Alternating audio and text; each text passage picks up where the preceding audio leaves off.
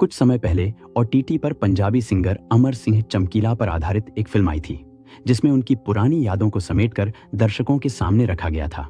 लेकिन एक और ऐसे ही पंजाबी सिंगर हैं जिनकी सारी किताबें, गजलें और रिकॉर्ड्स मिटा दिए गए थे, लेकिन फिर भी उनके गाने आप सभी ने इन हिट फिल्मों में सुने हैं। ओटीटी प्लेटफॉर्म पर कुछ महीने पहले फिल्म निर्माता निर्देशक इम्तियाज अली ने दिलजीत दोसांझ और परिणीति चोपड़ा के साथ एक पंजाबी सिंगर अमर सिंह चमकीला की जिंदगी पर आधारित एक फिल्म रिलीज की थी, जिसमें उनकी जर्नी की शुरुआत और उनके अंत की कहानी दर्शकों के सामने पेश की गई थी। लेकिन वे पहले ऐसे सिंगर नहीं हैं जिनकी कहानी कहीं गुम होकर रह गई थी। आज भी ऐसे कई सिंगर्स हैं जिनके बारे में या तो हम जानते नहीं या फिर उनको भुला चुके हैं। उन्हीं में से एक कहानी आज हम आपको बताने जा रहे हैं। ये एक ऐसे सिंगर हैं जिनकी सारी किताबों, गजलों और रिकॉर्ड्स मिटा दिया गया था, लेकिन बावजूद इसके उनके कई गाने आप कई हिट फिल्मों में सुन चुके हैं। पंजाबी सिंगर और साहित्य में जब भी मोहब्बत और गम की बात होती है तो उसमें सबसे पहला नाम इसी सिंगर का आता है। इन सिंगर का नाम है शिव कुमार बटालवी। पंजाबी भाषा के विख्यात कवि और सिंगर शिव कुमार बटालवी रोमांटिक कविताओं और गजलों के लिए सबसे ज्यादा जाने जाते थे। उनकी कविताओं में प्यार का दर्द, जुदाई और प्रेमी के अंदर बसा दर्द साफ छलकता था। उनको बिरहा का सुल्तान भी कहा जाता था।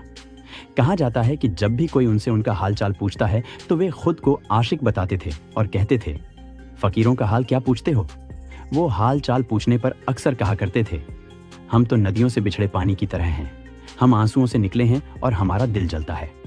बटालवी सवाल करने पर अपने जवाब या तो कविताओं के जरिए देते थे या गजलों के जरिए, और उनके जवाब पूछने वाले के दिलों में बस जाया करते थे।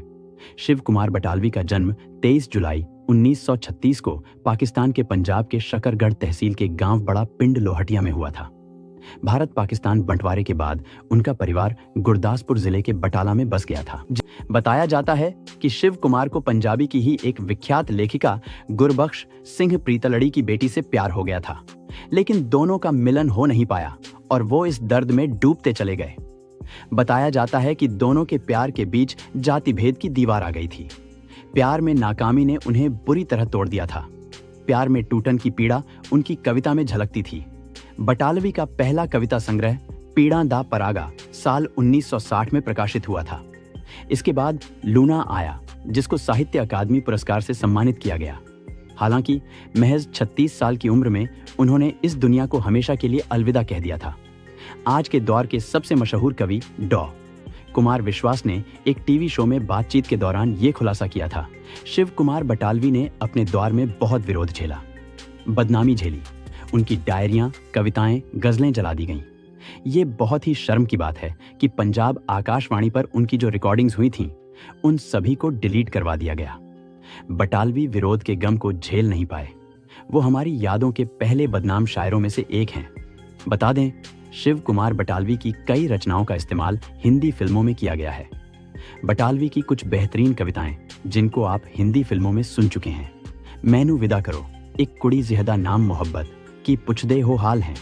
इतना ही नहीं, उनकी कविताओं को दीदार सिंह परदेसी, सुरिंदर कौर, नुसरत फतेह अली खान, हंसराज हंस और महेंद्र कपूर जैसे कई लोगों अलग अलग अंदाज में पेश कर चुके हैं।